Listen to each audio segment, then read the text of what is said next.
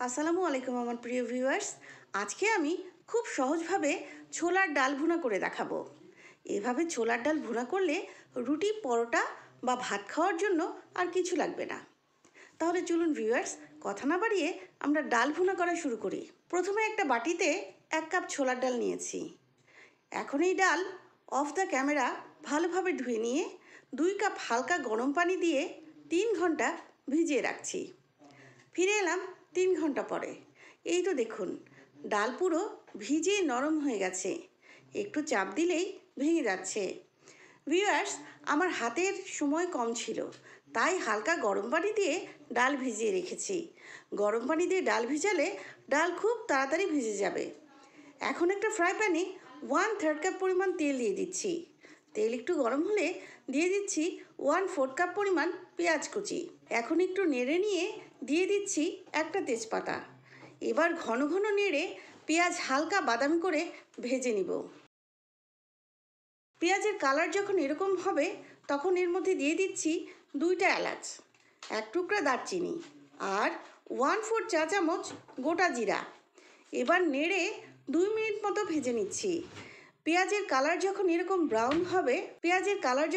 Brown হবে তখন 1/4 cup পরিমাণ পানি দিয়ে দিচ্ছি, যাতে পেঁয়াজ বেশি পুড়ে না যায়। এখন একটু নেড়ে মিশিয়ে নিয়ে দিয়ে দিচ্ছি 1 টেবিল চামচ পরিমাণ রসুন বাটা, 1/2 টেবিল চামচ আদা বাটা।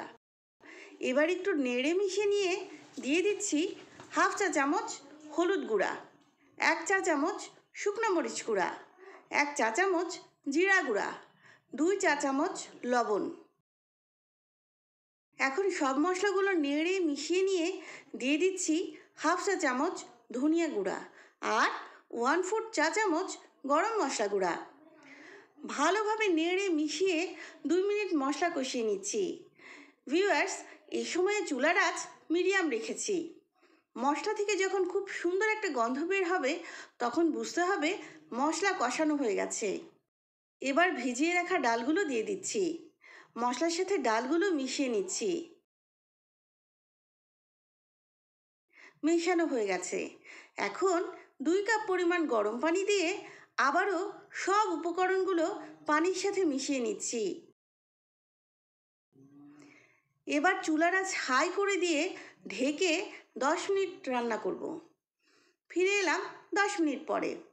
এখন 4টা কাঁচামরিচ দিয়ে নেড়ে মিশিয়ে নিয়ে চুলার আঁচ লো আর মিডিয়ামের মধ্যে রেখে আবার ঢেকে রান্না করব 25 মিনিট।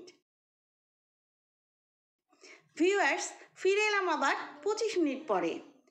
এবার কিন্তু ডাল অলমোস্ট সেদ্ধ হয়ে গেছে, পানিও কিছুটা কমে গেছে।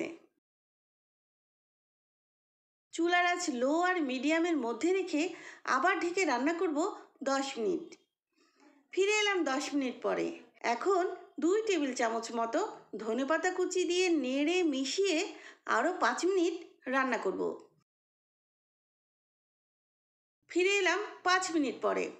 5 মিনিট পরে আমার ছোলার ডাল ভুনা একদম রেডি। এখন গরম গরম পরিবেশন করুন। আবারও অন্য কোনো রেসিপি নিয়ে দেখা হবে ইনশাল্লাহ আমার কিচেন মাহিস কিচেনে। সে পর্যন্ত সবাই ভালো থাকবেন আর আমার চ্যানেলটি সাবস্ক্রাইব করে আমার সাথেই থাকবেন। আল্লাহ হাফেজ।